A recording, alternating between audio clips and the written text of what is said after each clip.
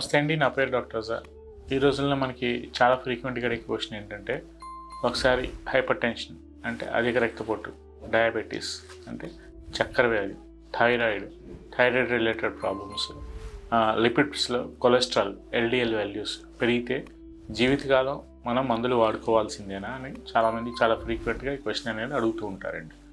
So ఇవన్నీ ఏంటంటే మనం రెగ్యులర్గా ఉండే మన డైలీ లైఫ్ స్టైల్ హ్యాబిట్స్ మీద, మన జీవన శైలి మీద, మన నియమావళి ఏదైతే మనకు ఉంటుందో, రెగ్యులర్గా ఒక మంచి హ్యాబిట్యూటెడ్ లైఫ్ స్టైల్ ఏదైతే ఉంటుందో, స్ట్రెస్ ఫ్రీ లైఫ్ అంటే స్ట్రెస్ లేకుండా ఉండే లైఫ్ అంటే అది అందరికీ ఈ రోజుల్లో సాధ్యపడదు అనుకోండి. అయినా సరే చాలా వరకు మనం 3 నియమాలు ఏదైతే first and foremost thing diet control, second and most important thing stress free life, మూడోది ఏంటంటే మనకి ఏదైతే ఆ వ్యాధి ఉందో ఆ వ్యాధిని మనం రెగ్యులర్గా మానిటర్ చేసుకోవటం.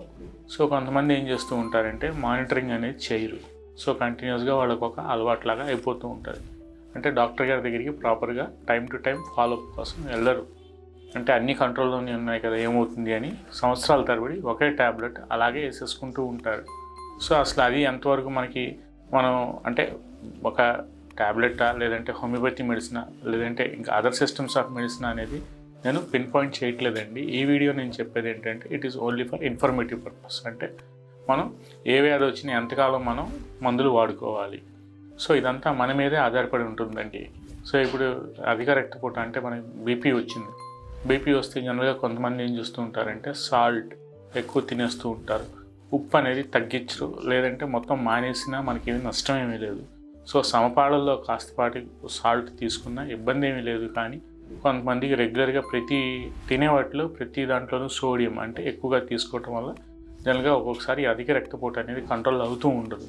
దాంతోపాటు మానసిక ఒత్తిడి, మానసిక ఆలోచనలు అంటే మెంటల్ స్ట్రెస్ వలన కూడా ఈ హైపర్ టెన్షన్ అనేది కంట్రోల్ అవుతూ ఉండదు. సో గ్రాడ్యువల్గా మన లైఫ్ స్టైల్ని మార్చుకొని మనం ఈ రక్తపోటుని తగ్గించుకోవాలి అనుకుంటే కాస్తపాటి మెడిటేషన్ చేసుకోవటం, రెగ్యులర్గా వాకింగ్ చేసుకోవటం, డైలీ లైఫ్ స్టైల్ హ్యాబిట్స్ని మానిటర్ చేసుకోవటం వలన కూడా విత్ ప్రాపర్ డాక్టర్ గారి దగ్గర ఫాలో అప్ ఎవ్రీ 3 మంత్స్కో లేదంటే ప్రతి 6 మంత్స్కో ఒకసారి డాక్టర్ గారి దగ్గరికి వెళ్ళి రక్తపోటు ఎలా ఉంది, ఎంత కంట్రోల్లోకి వచ్చింది, మనం ఎంతవరకు రక్తపోటు మనకి తగ్గింది, మనం ఎంతవరకు మన ఆహార నియమాల ద్వారా ప్లస్ విత్ మెడికేషన్స్ మనం ఎంతవరకు దీన్ని కంట్రోల్లోకి తెచ్చుకోగలిగాం అనేది చేసుకుంటూ గ్రాడ్యువల్గా ఒకానొక దశలో అది మొత్తం ట్యాబ్లెట్ అనేదో లేదంటే మీరు వాడుకునే మెడిసిన్ ఏదైతే ఉందో మానేసుకున్నా దానివల్ల ఇబ్బంది అనేది ఏమీ ఉండదండి. అంటే అది డాక్టర్ గారి పర్యవేక్షణలోనే జరగాలి అది.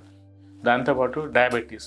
సో కొంతమందికి డయాబెటీస్ ఉన్న వాళ్ళు ఏం చేస్తూ ఉంటారంటే స్వీట్స్ తినేస్తూ ఉంటారు, లేదంటే పాల పదార్థాలు, పనీర్ అవి తినేస్తూ ఉంటారు. స్వీట్స్ చూడగానే టెంప్ట్ అయిపోయి తినేస్తూ ఉంటారు.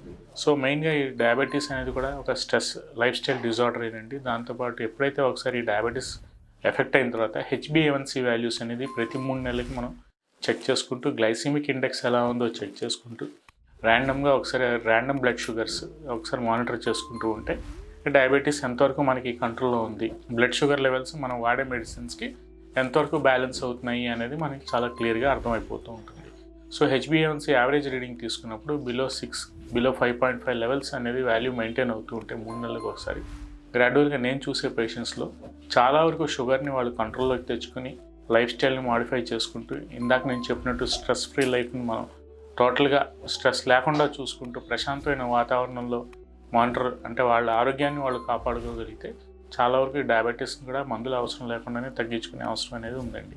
ఇంకోటి థైరాయిడ్ కూడా చాలా వరకు మనకి ఏదైతే మన రెగ్యులర్గా మనం తినే వాటిలో గ్రీన్ లీఫీ వెజిటబుల్స్ అంటే స్పెసిఫిక్గా హైపోథైరాయిడిజం కండిషన్స్లో థైరాయిడ్ ట్యాబ్లెట్స్ అనేవి ఫ్రీక్వెంట్గా ఎక్కువగా వాడుతూ ఉంటారు. అంటే మీరు హోమియోపతి వాడినా లేదంటే బేసిక్గా అలోపతి వాడినా ఏదైనా సరే మీరు వాడుతున్న మెడిసిన్స్లో జనరల్గా మనం తినే ఆహారంలో జనరల్గా లీఫీ వెజిటబుల్స్ ఎక్కువగా తీసుకోవటం, థైరాయిడ్ లెవెల్స్ ఎలా ఉన్నాయో, హైపోథైరాయిడిజంలో TSH లెవెల్స్ ఎలా ఉన్నాయో మానిటర్ చేసుకోవటం, గ్రాడ్యువల్గా మీరు రెగ్యులర్గా మెడిసిన్స్ అవి వాడుకుంటూ రెగ్యులర్గా నేను చెప్పినట్టు వాకింగ్ కానీ, మెడిటేషన్ కానీ, లేదంటే ఎక్సర్సైజ్ ఇవన్నీ చేసుకుంటూ హార్మోన్ లెవెల్స్ ఎలా ఉన్నాయి, మన ఏమైనా హైపోథైరాయిడిజం రిలేటెడ్ సిమ్టమ్స్ అన్న ఒంట్లో కనిపిస్తున్నాయి. దీంట్లో మనకి ఒబేసిటీ అధిక బరువు అని చెప్తూ ఉంటాం, లేదంటే కొంతమందిలో హెయిర్ ఫాలింగ్ అని చెప్తుంటాం, స్కిన్లో లస్టర్లెస్ అనేది కనిపిస్తూ ఉంటుంది.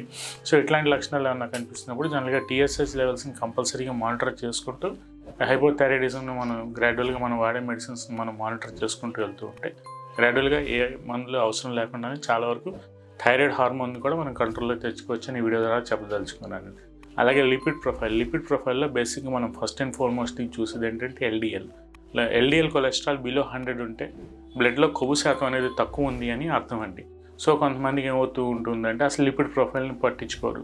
సో బేసిక్గా ఒక చిన్న బ్లడ్ టెస్ట్ ద్వారా ఎల్డిఎల్ వాల్యూస్ ఎలా ఉన్నాయో చూసుకుంటే మన గుండె ఎలా పనిచేస్తుంది, మన బ్లడ్లో కొవ్వు శాతం ఎంత ఉంది, బ్లడ్లో కొలెస్ట్రాల్ అంటే బ్యాడ్ కొలెస్ట్రాల్ వాల్యూ ఎలా ఉందో మనకు తెలిసిపోతూ ఉంటుంది. ఈ బ్యాడ్ కొలెస్ట్రాల్ పెరగడం వల్ల మన గుండె సరఫరాకి రక్త ప్రసరణకి అంటే గుండెకు రక్తనాళాల్లో ఏమైనా ఫ్యాట్ డిపాజిట్ ఉందా లేదంటే ప్లేక్స్ అంటే కొద్దిగా చిన్నపాటి టెస్ట్ వల్ల మనకి ఇవన్నీ మనం కనుగొని తద్వారా మనం ఏ మందులు అవసరం లేకుండా చాలా వరకు మనం ఎల్డిఎల్ని అంటే కొంతమంది రెగ్యులర్గా కొంతమందికి ఫ్రైడ్ ఫుడ్స్ కానీ ఓవెన్ ఫుడ్స్ కానీ లేదంటే బేక్డ్ ఫుడ్స్ కానీ లేదంటే ఇప్పుడు మనకి మోడర్న్ డే లైఫ్ సొసైటీలో కేఎఫ్సి ఏదైతే జంక్ ఫుడ్స్ ఎక్కువగా తినే అలవాట్లు ఉన్న వాళ్ళకి కూడా ఎల్డిఎల్ వాల్యూస్ అనేది అమాంతంగా పెరిగిపోతూ ఒబేసిటీ అంటే ఊబకాయం ఉన్న వాళ్ళలో కూడా ఈ ఎల్డిఎల్ వాల్యూస్ అనేవి పెరిగిపోతూ చిన్న పిల్లల్లో కూడా మనకి ఈ ఎక్స్ట్రీమ్ ఒబేసిటీకి వెళ్ళిపోవటం, అబ్డామినల్ ఒబేసిటీ పొట్ట దగ్గర ఫ్యాట్ ఎక్కువగా అక్యుములేట్ అయిపోవటం, సో తద్వారా ఈ బ్లడ్ సర్క్యులేషన్ తగ్గిపోవటం, సో ఈ ఒక అన్హెల్దీ ఎన్విరాన్మెంట్ అనేది బాడీలో క్రియేట్ అయిపోవటం వల్ల కూడా ఇవన్నీ జరుగుతున్నాయండి. సో ఇవన్నీ ఏంటంటే ఫస్ట్ అండ్ ఫార్మోస్ట్ మనం తినే ఆహార నియమాలు తద్వారా మన ఎక్సర్సైజెస్ మన లైఫ్ స్టైల్ మన స్ట్రెస్ ఫ్రీ లైఫ్ అన్నీ పాటించుకుంటే చాలా వరకు మీరు ఏదైతే మందులు వాడుతున్నారో వాటి మీద డిపెండ్ అవ్వకుండానే మనం చాలా వరకు కంట్రోల్ చేసుకోవచ్చని ఈ వీడియో ద్వారా నేను చెప్పదలుచుకున్నాను.